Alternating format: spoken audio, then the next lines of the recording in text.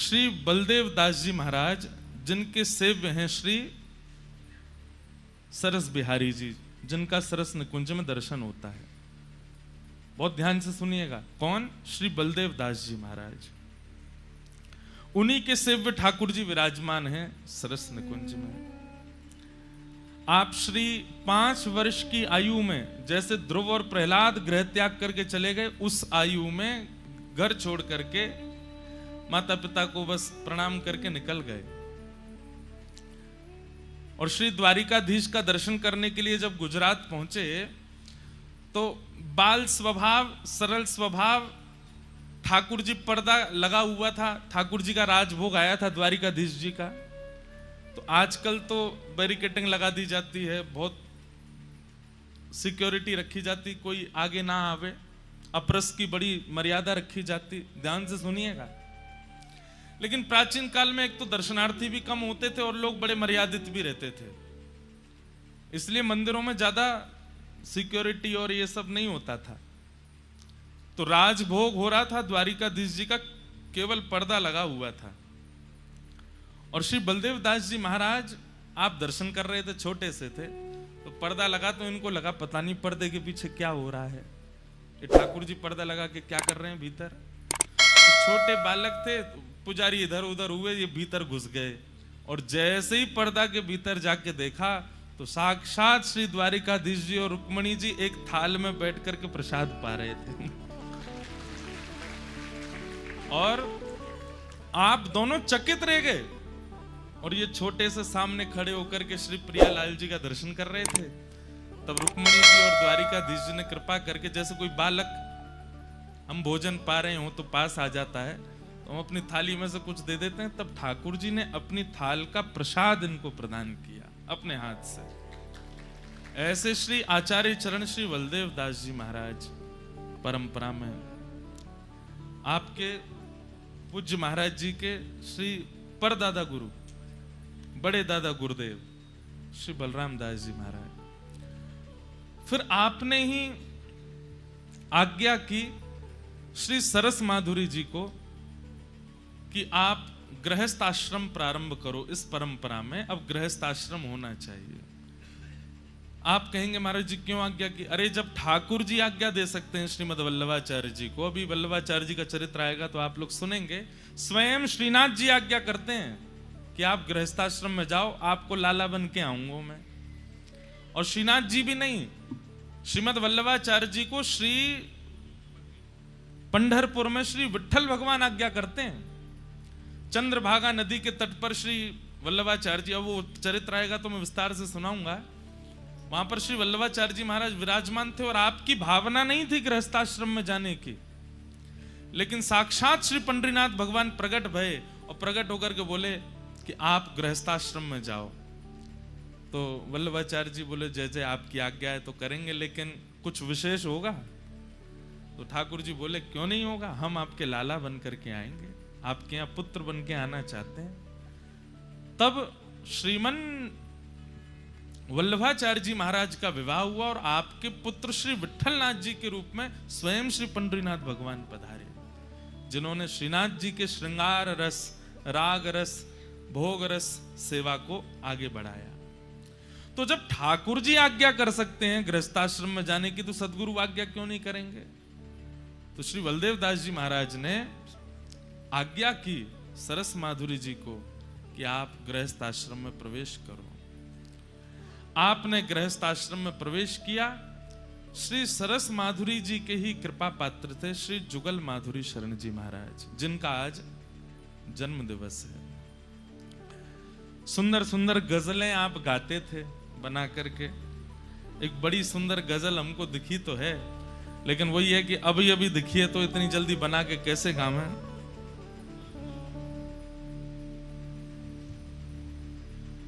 लेकिन शब्द सुनिएगा।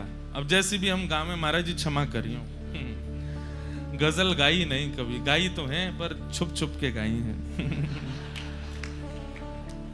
अब मिल गया ना ग्रंथ, आज से गजल ही गानी है।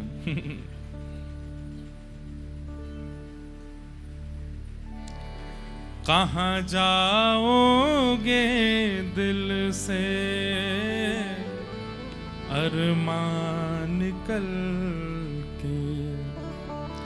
बहुत सारी गजल दिखाई पर हमको ये वाली थोड़ी न भाग गई मन में। अच्छा, इनकी गजल सब ठाकुर जी के लिए और श्री गुरुदेव भगवान के लिए। कहाँ जाओगे दिल से अरमान निकल के, रहो दिल ही दिल में, रहो पर संभल के। नवाज़े यों ठुकराए उनकी है मर्जी, या तो मेरे हृदय को स्वीकार करें या ठुकरा दें, उनकी मर्जी है। मेरा काम प्रस्तुत करना है, मैं प्रस्तुत करूंगा। स्वीकार करना और अस्वीकार करना ये उनकी मर्जी है। यही तो, इसी को कहते हैं भक्त, इसी को कहते हैं वैष्णवता। जिद नहीं करनी है, बुरा नहीं मानना। शायद एक बालक यहां बैठा भी होगा, 2-4 बालक 5 उस सीकर से ही लगे, महाराज जी दीक्षा दो, दीक्षा दो, दीक्षा दो, हर दिन दीक्षा दो, दीक्षा दो। ऐसे नहीं होता। आपका काम एक बार प्रार्थना करना है, देना ना देना ये गुरु की मर्जी है।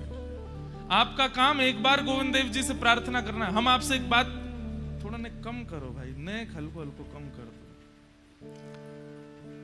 हमारी बात मान लीजिए, या तो हमारी आवाज बढ़ा दो या इनकी कम कर दो, ऐसा कुछ कर दो। क्या बता रहा था मैं? पीछे पड़ना प्रेम नहीं होता। जिसका प्रेम होता है ना, वो एक बार प्रस्तुति करता है, एक बार कहता है, सामने वाला स्वीकार करे ये उसकी राजी, अस्वीकार करे ये उसकी राजी। मेरे चित्त में तो प्रेम है ना। पीछे पड़ना प्रेम नहीं होता। नवाज़े यो ठुकराए उनकी है मर्जी, बड़ी दूर से हैं हम तो आए हैं चल के। हम तो दूर से चल के आए हैं। स्वीकार करना अस्वीकार करना ये उनकी इच्छा है। और अगले शब्द कितने अच्छे हैं। रहे टेढ़ा टेढ़ा हो कितना भी सीधा, रहे टेढ़ा टेढ़ा हो कितना भी सीधा, ना निकलेगा हरगिज यह बल मन का जल के, ना निकलेगा हरगिज यह बल मन का जल के। कहाँ जाओगे दिल से अरमान करके, जलाओगे गर हमको हम भी धुआं हो। अगर आप हमें अस्वीकार करोगे तो हम जलेंगे, और जलेंगे तो जलने के बाद की प्रकृति होती है धुआं बन जाना। जलाओगे गर हमको हम भी धुआं हो, पहुंच जाएंगे तुम तलक बन के हल्के हल्के। अगर आप हमें स्वीकार कर लोगे तो हम जैसे हैं वैसे प्राप्त हो जाएंगे, और अस्वीकार करोगे तो हम जल जल करके धुआं बन जाएंगे, और फिर हल्के धुआं बन के तब आ जाएंगे। आपको छोड़ेंगे नहीं हम। आहा। सरस तो जुगलियों समा जाए दिल में, सरस तो युगलियों समा जाए दिल में, जो छल के द्रगों से, जो छल के द्रगों से सरस रस ही छल के, जो छल के द्रगों से,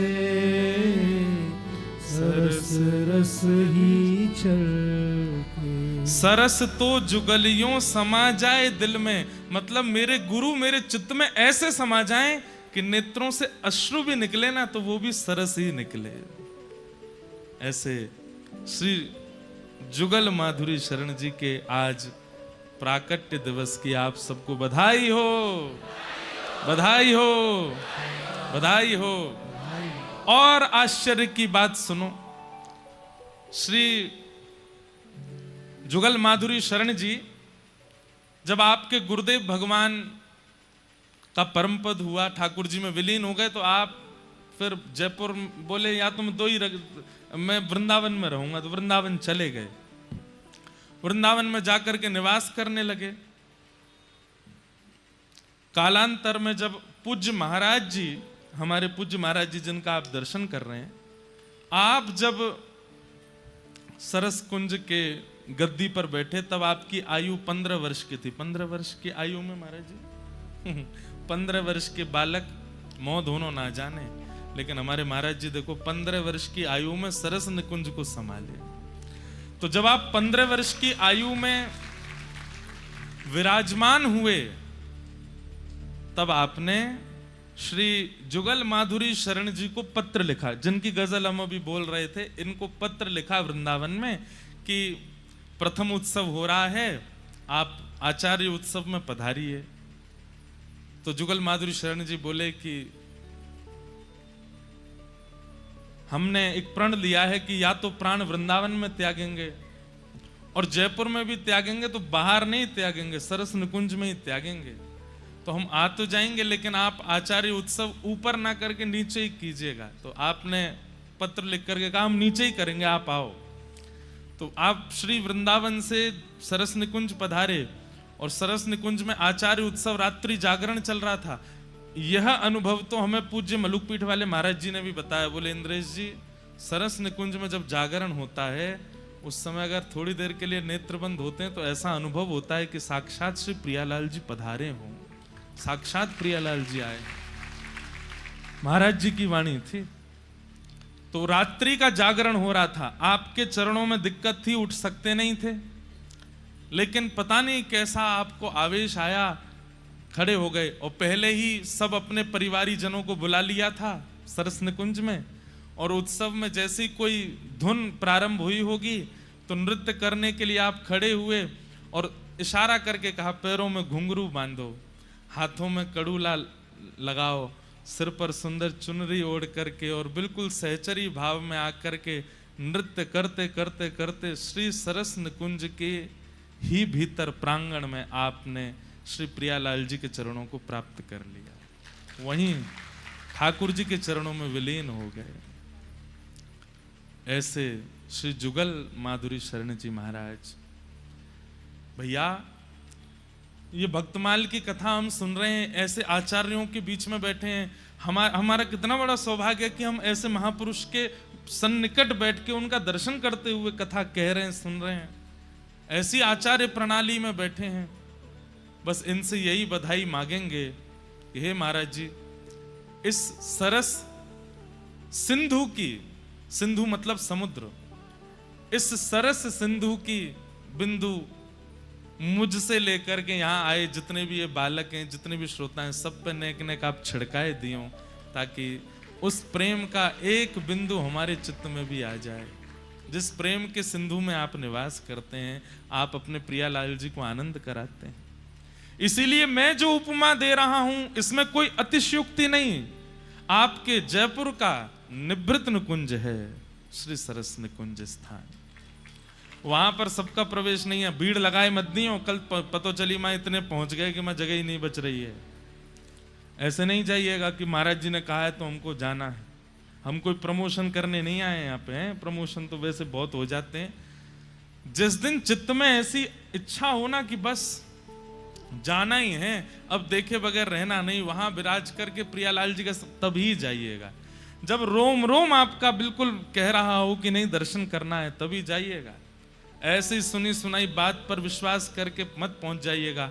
अनुभव हो या फिर स्वप्न आज्ञा हो या किसी के कोई मित्र आया वो आकर के कहे चल मेरे संग सरस निकुंज चल रहे हैं, मतलब कोई माध्यम बने तो ही जाइएगा, नहीं तो मुझे भी बहुत भय लगता है रस सिद्ध स्थानों के ज्यादा प्रकाश करने में, क्योंकि भीड़ हो जाती है। फिर वैसे तो ठाकुर जी को अच्छा ही लगता है जब भीड़ आती है ना। हमारे लाल जी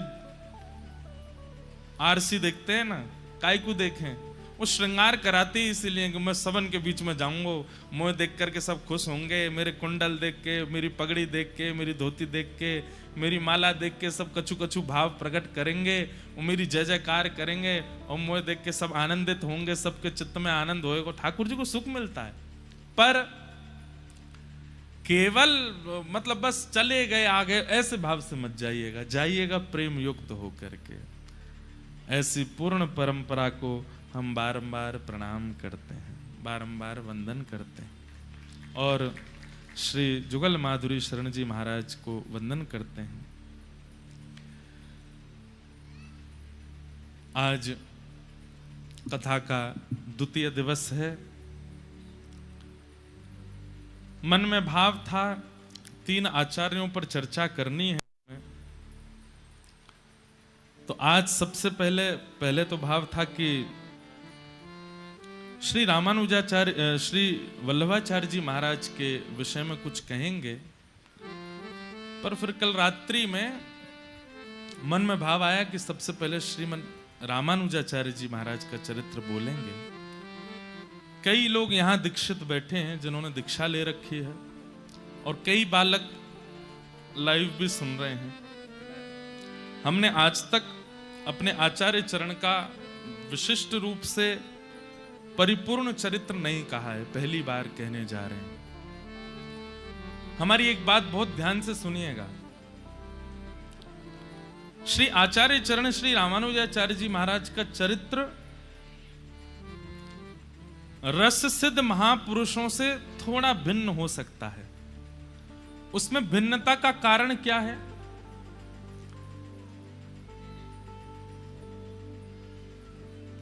हम लोग एक बात कहते हैं ना कि जैसे संपन्न माता पिता होते हैं, अगर आप देखने के लिए जाओगे तो हो सकता है आपके दादाजी या परदादाजी इतने संपन्न नहीं रहे होंगे, उन्होंने मेहनत करके संपन्नता प्रदान करवाई। ठीक वैसे ही हमारे भारत भूमि में जितने भी रस सिद्ध संत हुए वो रस का अनुभव इसलिए कर पाए क्योंकि उनसे प्राचीन आचार्यों ने खूब लड़ करके, वेदों की बातें कह करके, भाष्य लिख लिख करके हमारे इस पूरे भाव को सुरक्षित रखा। अब आपको जान करके आश्चर्य होगा, एक आचार्य चरण का नाम आपने सुना हो, श्री बोपदेव जी महाराज। बोपदेव जी महाराज नहीं सुना? अब आपको बताएं वे कौन थे। बोले कि मुगल काल में हम सब के जो वैदिक शास्त्र हैं उनको जला दिया गया। एक ऐसी पाठशाला थी, एक ऐसी पुस्तकालय था जहां पर हमारे सारे ग्रंथ सुरक्षित थे, और उसको जब मुगल आक्रांताओं ने जला दिया तो वहां पर पांडुलिपि में श्रीमद् भागवत जी विराजमान थी, वे भी अंतर्ध्यान हो गए। और जब लोगों को यह बात पता चली कि श्रीमद् भागवत महापुराण अंतर्ध्यान हो गए तो हाहाकार मच गया वैष्णव समाज में। लोग रोने लगे कि अब भागवत जी का आश्रय कैसे लेंगे हम। तब श्री बोपदेव जी महाराज आए और वो बोले मुझे पूरी कंठस्थ है, मुझे पूरी याद है, एक एक श्लोक मुझे याद है, 18,000 श्लोक मैंने कंठबद्ध कर रखे हैं, मैं बोलता हूं लिखो। और तब उन्होंने भागवत जी की रचना करवा करके पुनः हम लोग को लिपिबद्ध प्राप्त करवाई। ऐसे ऐसे आचार्य चरण हुए हैं। उस काल में आज से लगभग 1000-1500 वर्ष के अंतराल के पीछे हुए थे श्रीमन रामानुजाचार्य जी महाराज। तो रामानुजाचार्य जी का जो चरित्र है वो थोड़ा ज्ञान परक है। वहां पर थोड़ा वेदवाणी शास्त्रवाणी थोड़ी ज्यादा है, लेकिन आपको ये श्रवण करनी चाहिए और श्रवण करनी ही पड़ेंगे। भैया यहाँ अगर जगह नहीं मिल रही हो ना, तो वहां पीछे भी एक है जगह, वहां पे बैठ जाइए। अगर इधर कोई आ रहे हो जगह नहीं मिले तो वहां इधर भी जगह है, इधर भी एक गली है उसमें भी जगह है, वहां बैठ जाना। हाँ, खोर सांकरी ये तो राजभूमि है गई, वो निकुंज गली है भीतर, वहां पे भी जगह है। कछ गोपी वहां बैठ जाओ ठाकुर जी राज करते करते महू आ जाएंगे। गली में ही फंसे, यहाँ ते तो भाग जाएंगे, गली ते तो भगू नहीं पाएंगे, तो गली में बैठ जाओ। कई लोग सोच रहे होंगे हमको सन्मुख बैठना है, तो गली में क्या बैठे, टीवी पे क्या देखें। ये तो बड़ा रासमंडल है, यहाँ से तो ठाकुर जी इधर उधर भाग भी सकते हैं, गली ते तो फंस जाएंगे, वहां ते कहां भागेंगे गली में बैठो। तो वहां बैठ के कथा सुनोगे तो कथा फंस जाएगी भीतर, निकलेगी नहीं। एक तो हमारे श्री लोकेश भैया से कल हमने कही, एक कॉपी दो हमको कुछ लिखना है। ऐसी कॉपी लाके दी, उस पर बाहर लिखा तू बाहर मिल। अब लिखते लिखते जैसे ही ये कॉपी बंद होती है, मैं लिखी जय हो आचार्य चरणों की वाणी लिख रही है, इसमें हम लिख रहे हैं जगह जगह ग्रंथों से भाव निकाल करके, और जैसे ही कॉपी बंद करता हूं तू बाहर मिल। भैसा लग जाता है कि कहीं आचार्य चरणी तो नहीं करे, तू बाहर मिल।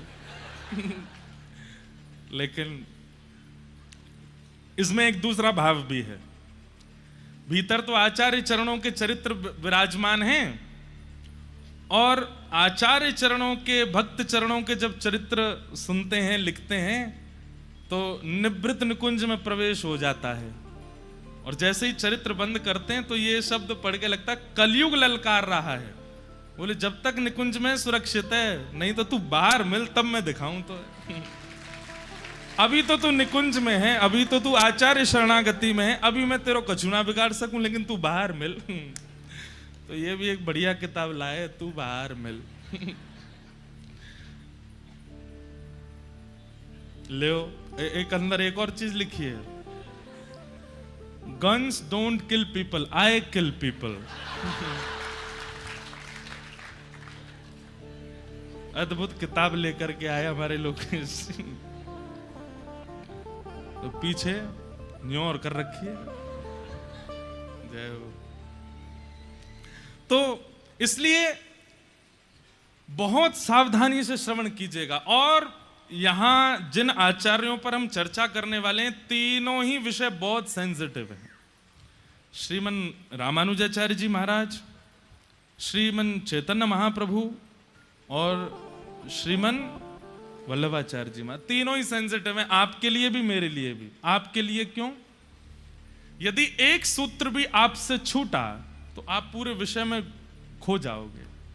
और मेरे लिए सेंसिटिव क्योंकि अगर एक शब्द भी इधर उधर बोला तो संप्रदाय वाले मुझे नहीं छोड़ेंगे। तुम ऐसे कैसे बोल रहे हो, ये बात तुमने ऐसे कैसे कह दी, ऐसे कैसे कह दी। तो थोड़ा पिछले 10-15 वर्षों में जब से सोशल मीडिया एक्टिविटी शुरू हुई है, संप्रदायों में थोड़े लड़ाई झगड़े शुरू से भी बहुत ज्यादा हो गए। इसलिए हम लेकिन इन सब मतों को इसलिए नहीं कह रहे हैं कि हमें किसी संप्रदाय को बड़ा छोटा या विशिष्ट बताना है। हमें केवल आचार्य चरण की रहनी सुननी है, आचार्य चरण की कथनी सुननी है, और उनमें से जो हमारे जीवन में आ सके उसको करना है।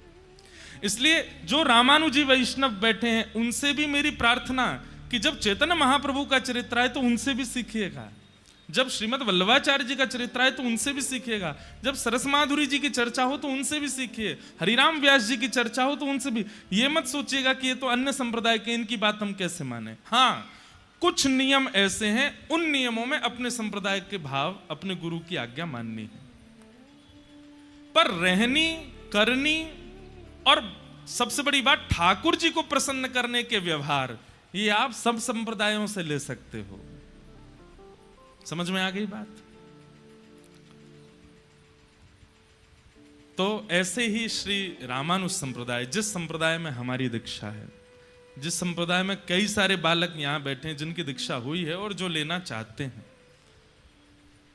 ऐसे श्री रामानुजाचार्य जी महाराज।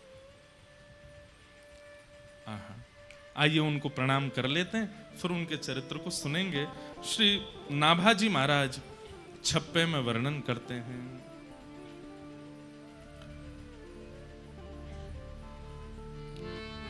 संप्रदाय शिरोमणि, संप्रदाय शिरोमणि, संप्रदाय शिरोमणि, संप्रदाय शिरोमणि। दूसरा छप्पे खुल गए हो, अब खुलो रामानुजाचार्य जी को। मैंने कि ये तो रामानुजाचार्य जी का, कोई और छप्पे खुल गया था, अब आया रामानुजाचार्य जी। सहस आश्य उपदेश करे, जगत उदाहरण जतन कियो। सहस आश्य उपदेश करे, जगत उदाहरण जतन कियो। गोपुर है आरूढ़ उच्च स्वर मंत्र उच्चार्यो। गोपुर है आरूढ़ उच्च स्वर मंत्र उच्चार्यो। हे गोपुर है आरूढ़ उच्च स्वर मंत्र उच्चार्यो। गोपुर है आरूढ़ उच्च स्वर मंत्र उच्चारो। हे सूते नर पर जागी 72 श्रवण निधार्यो। जागे 72 तितने गुरुदेव पद्धति भाई न्यारी न्यारी। तितने गुरुदेव पद्धति भाई गुरु तारक शिष्य प्रथम भक्ति वपु मंगलकारी। गुरु तारक शिष्य प्रथम भक्ति वपु मंगलकारी। कृपण पाल करुणा समुद्र, रामानुज सम नहीं बियो। कृपण पाल करुणा समुद्र, रामानुज सम नहीं बियो। हाँ सहस आस उपदेश करी, जगत उदाहरण जतन कियो। सहस आस उपदेश करी, जगत उदाहरण जतन कियो। हे सहस आस उपदेश करी, जगत उदाहरण जतन कियो। सहस आस उपदेश करी, जगत उदाहरण जतन कियो। हे गोपुर है आरूढ़ उच्च स्वर मंत्र उच्चारो। गोपुर है आरूढ़ उच्च स्वर मंत्र उच्चारो। गोपुर है आरूढ़ उच्च स्वर मंत्र उच्चारो। गोपुर है आरूढ़ उच्च स्वर मंत्र उच्चारो। सहस आश उपदेश करे, जगत उदाहरण जतन कियो। सहस आश उपदेश करी, जगत उदाहरण जतन कियो। हे सहस आश उपदेश करे, जगत उदाहरण तरण कियो। सहस आस उपदेश करी, जगत उदाहरण जतन कियो। शेषावतार भाष्यकार श्री रामानुज स्वामी जी महाराज की।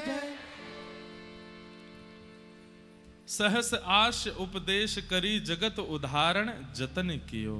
गोपुर हुए आरूढ़ उच्च स्वर मंत्र उचारो। सूते नर परे जाग 72 श्रवण ने धारो। तितने गुरुदेव पद्यति भई न्यारी न्यारी। कुरु तारक शिष्य प्रथम भगति बपु मंगलकारी। कृपण पाल करुणा समुद्र रामानुज सम नहीं बेयो।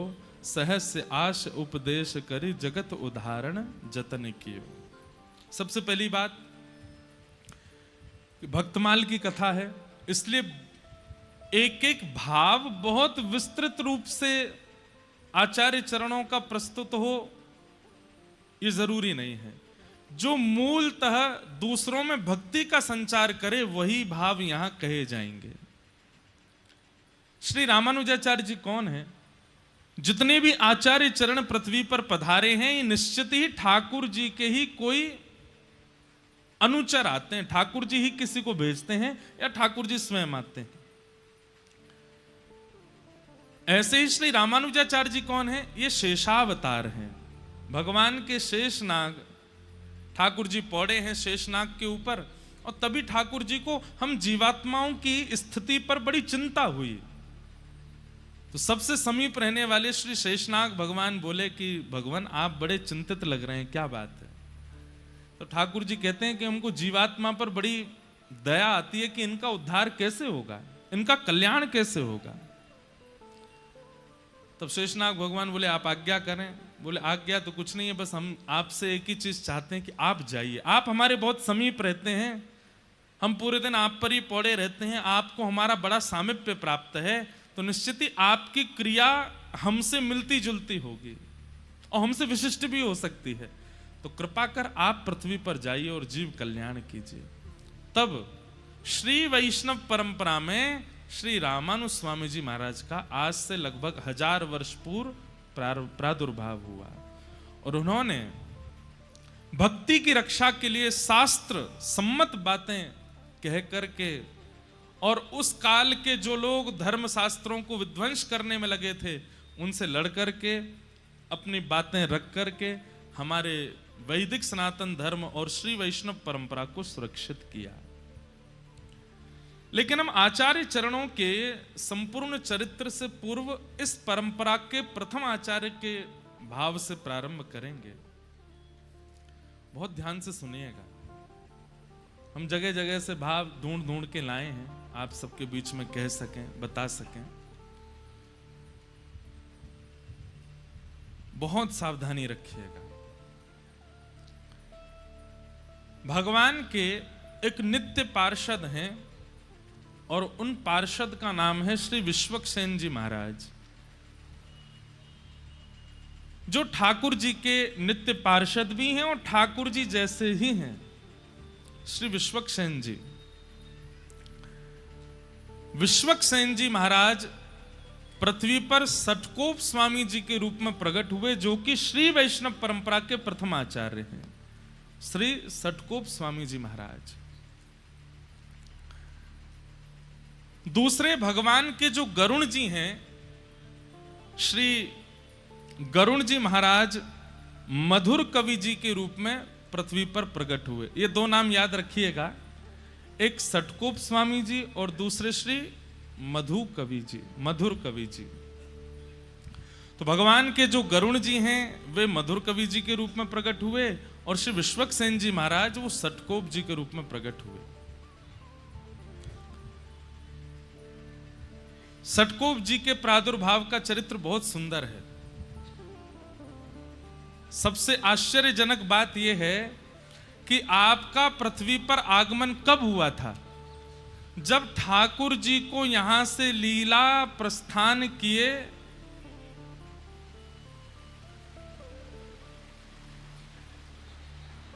लो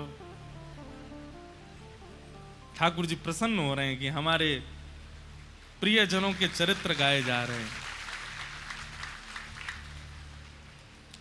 बहुत ध्यान से सुनिएगा, बहुत सावधानी से सुनिएगा।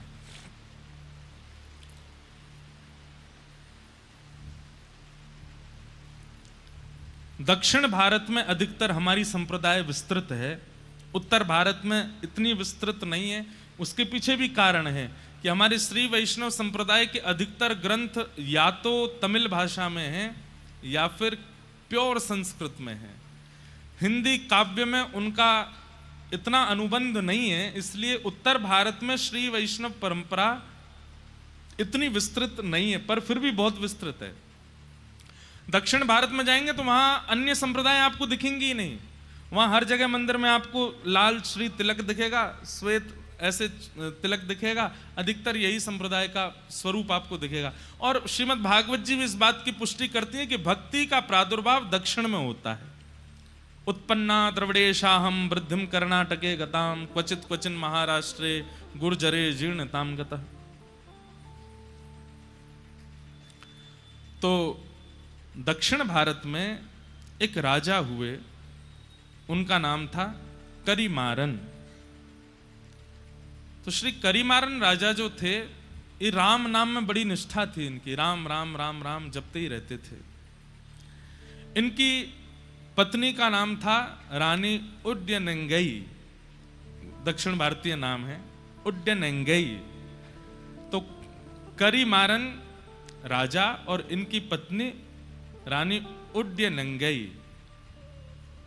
ये दोनों भगवत परायण भक्त थे। राजा दिन रात राम नाम के आश्रय में ही रहते थे। रानी अपने पति के आश्रित रहती थी। एक दिन दोनों राजा और रानी कहीं जा रहे थे मार्ग में, तभी आपको शंख चक्र गदा पद्मधारी श्रीमन नारायण भगवान का एक सुंदर मंदिर दिखाई दिया।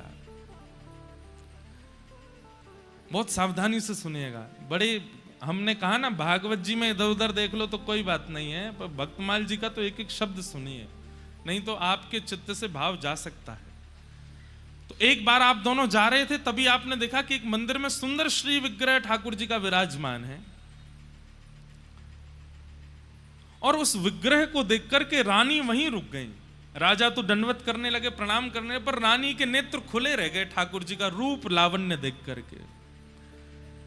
रूप देख करके, स्वरूप देख करके रानी नेत्र झपकना भूल गई। राजा ने कहा, देवी क्या हुआ? रूप देखिए कितने सुंदर हैं ठाकुर जी। बोले कुछ मांग लो ठाकुर जी से। तो रानी ने क्या कहा, पुत्र देहु निज सरस ललाम, कि हे नाथ, आप तो परमात्मा हैं, हम आपको तो गोद में लेके घूम नहीं सकते, पर कृपा कीजिए कि आप जैसा ही पुत्र मुझे प्राप्त हो। आप जैसे रूप हैं, आपके जैसी भुजाएं हैं, आपका जैसा स्वरूप है, ऐसा ही पुत्र मेरे जीवन में आ जाए जिसको मैं गोद में खिला सकूं। ठाकुर जी से पुत्र की याचना इतने भाव से की थी कि रात्रि के समय जब राजा रानी दोनों सोने के लिए गए तो रानी के स्वप्न में ठाकुर जी प्रकट हो गए और प्रकट होकर के कहा कि आज आपने इतनी भावना से, आपके शब्दों में इतनी याचना थी, इतनी करुणा थी कि मैं देने से स्वयं को रोक नहीं पा रहा हूं। इसलिए मैं अपने नित्य पार्षद, जो बिल्कुल मेरे जैसे ही हैं, श्री विश्वक्सेन जी महाराज को आपके गर्भ में भेज रहा हूं। वे आपके गर्भ में आएंगे और आप उनको स्वीकार कीजिएगा।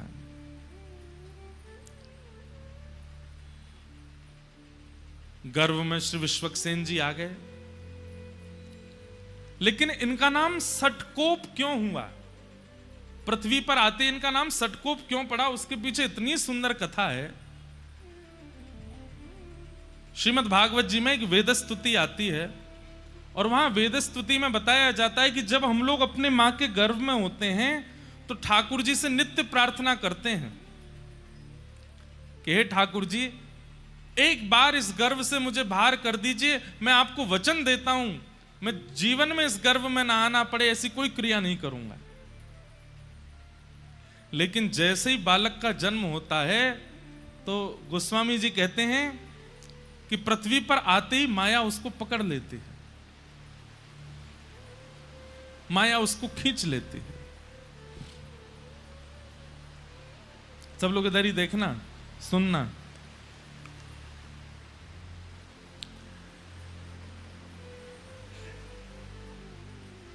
भूमि परत बा डाबर पानी, जनु जी वही माया लपटानी। जीव जब तक मातृ गर्भ में होता है वो परम भागवत होता है, ठाकुर जी से उसकी बातें होती हैं। श्रीमद् भागवत जी के कपिल देवूति संवाद में इस बात का प्रस्तुतिकरण है कि उसकी ठाकुर जी से चर्चा होती है। लेकिन जैसे ही उसका जन्म होता है माया उसको ऐसे पकड़ती है, संसार उसको ऐसे पकड़ने लगता है कि फिर वो धीरे धीरे ठाकुर जी से जितनी उसकी चर्चा हुई सब भूल जाता है। लेकिन विश्वक्सेन जी महाराज जी के साथ ऐसा नहीं हुआ। आपका जैसे ही जन्म हुआ तो जन्म लेने के अगले क्षण ही जैसे ही माया आपके ऊपर आक्रमण करने के लिए आई, तो एक तो होता है बालक रोता है, जन्म लेते ही रोता है, पर आपने रुदन ना करते हुए उस सठ माया के ऊपर कोप किया। बालक जन्म लेते गुस्सा करता है, वो जन्म लेते ही क्रोध किया और माया को सतर्क कर दिया कि सावधान हो जाओ, मुझ पर आक्रमण मत करना, मेरे पास मत आना, मेरे समीप आने की कोई जरूरत नहीं है। तभी इनका नाम पड़ गया सठ कोप। सठ माया के ऊपर जिन्होंने कोप किया, ऐसे श्री सठकोप जी महाराज ये हमारे आचार्य चरण हुए। और भैया देखो, जल अगर आप पे गिर जाए ना, तो हम एक बात कहते हैं कथा में, ये इधर उधर की जो गतिविधि, प्राकृतिक गतिविधि होती हैं, ये इसलिए होती हैं ठाकुर जी आते हैं कथा में, तो वो ऐसे नहीं आते, ऐसे करके आते हैं। लाइट चली जाना, पंखा बंद हो जाना, वाह।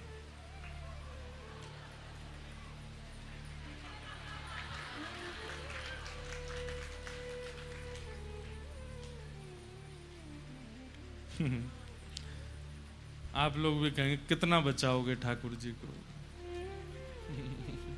बाबा इतको आए जाओ।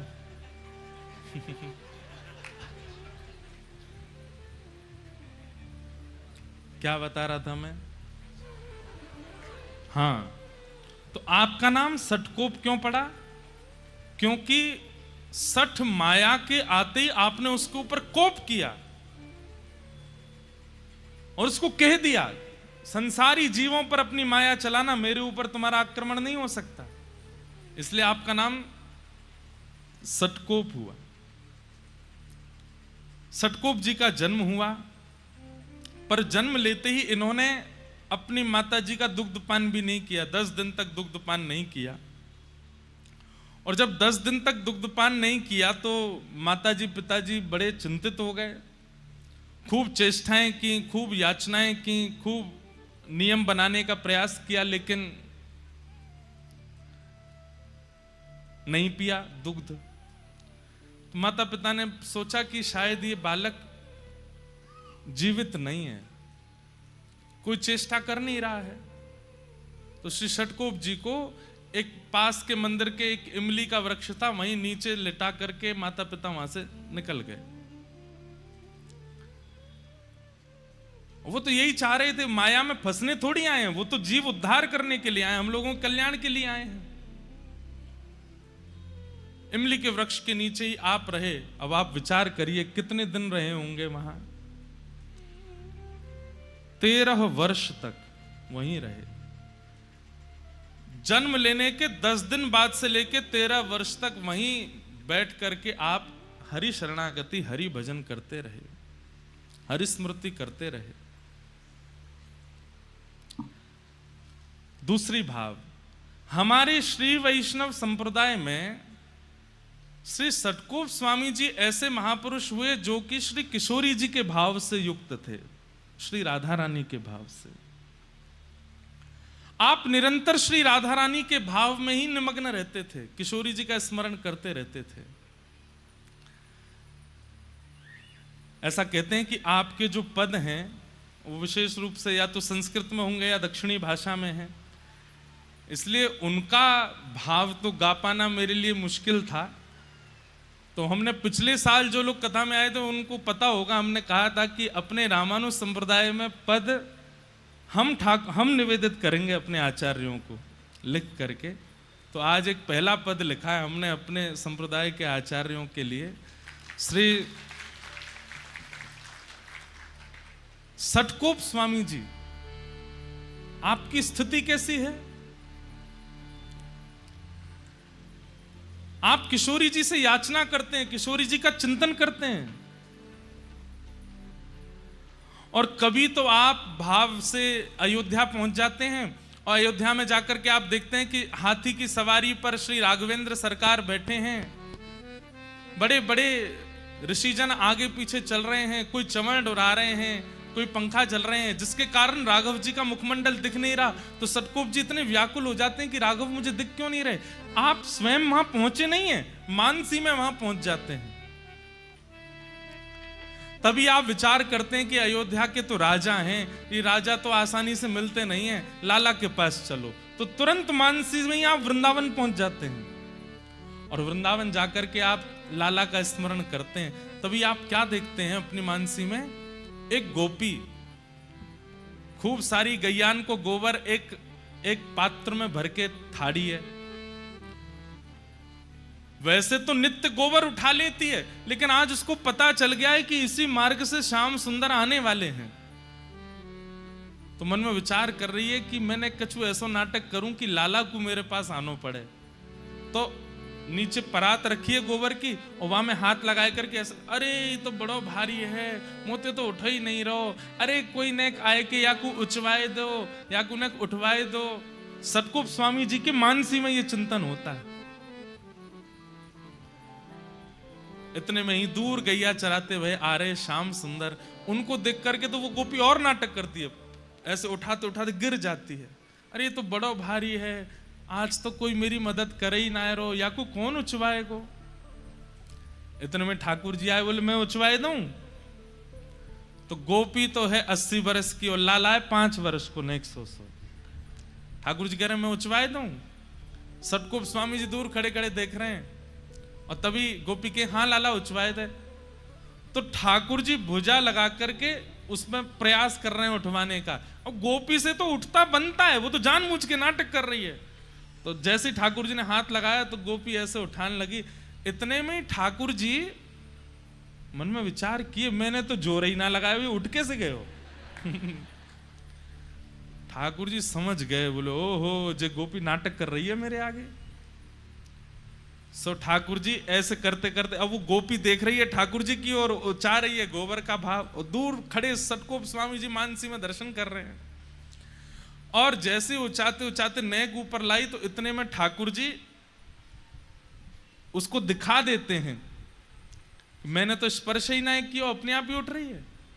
जैसे ही उठाने लगे तो ठाकुर जी थाड़े के बोले, हेरी गोपी तू नाटक क्या कर रही? तो गोपी ने सिर पर, मैंने तो नहीं किया नाटक। बोले अच्छा, मैंने तो जोर ही ना लगाया, या मैं फिर उच कैसे गई ऊपर तक?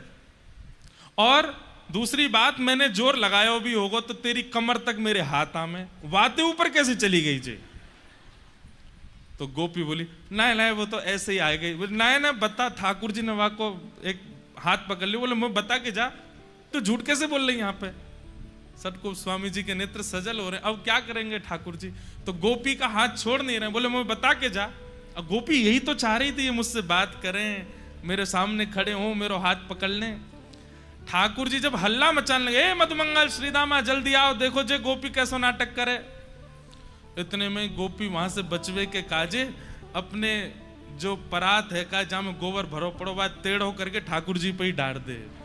तो सिर से लेके नीचे तक ठाकुर जी गोबर में सन गए, और जैसे ही गोबर में सने तो हाथ छोड़ दिया, गोपी वहां से भाज गई। और श्री सटकोप स्वामी जी इस लीला का दर्शन करके चरणों में प्रणाम करते हैं। सोचिए, माया पर कोप किया उन्होंने, लेकिन भावना से कितने सरल हैं, मानसी से कितने निर्मल हैं। इसलिए आपका निजी नाम नम्मालवार, आपका प्रकट नाम तो है श्री सटकोप, पर हमारे जैसे यहां पे अष्ट सखा होते हैं ना उत्तर भारत में, ऐसे दक्षिण में ठाकुर जी के आलवार हैं, भक्तों को ही आलवार कहा गया। तो आप जो हैं वो नम्मालवार आपका नाम है आलवारों में। आप किशोरी जी के ध्यान में ही रहते, श्री जी के ध्यान में ही रहते। एक बार की बात है कि उखल बंधन लीला जो भागवत जी में आती है ना, मैया ने लाला बांध दियो, आप कथा सुन रहे थे और कथा में जैसी उखल बंधन लीला सुनी, सुनते ही मूर्छित हो गए।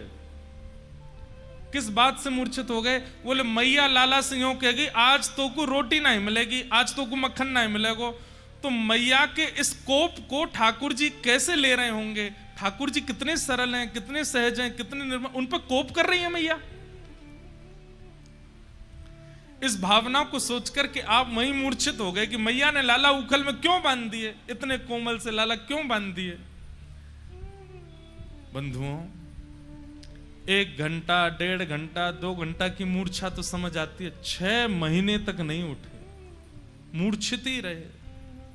लोग उठा करके ले गए, जल का छिड़काव किया, क्या नहीं किया, लेकिन आपकी ध्यान समाधि भावना ऐसी, बस नेत्रों से अश्रु गिरते जा रहे हैं और मूर्छावस्था में 6 महीने तक। फिर 6 महीने बाद किशोरी जी ने ललिता जी से आज्ञा की कि आप जाओ, और श्री ललिता जी आई और उन्होंने आकर के श्री सटकोप स्वामी जी को पुनः चेतना कराई। ऐसे हमारे रामानुज संप्रदाय के श्री सटकोप स्वामी जी महाराज।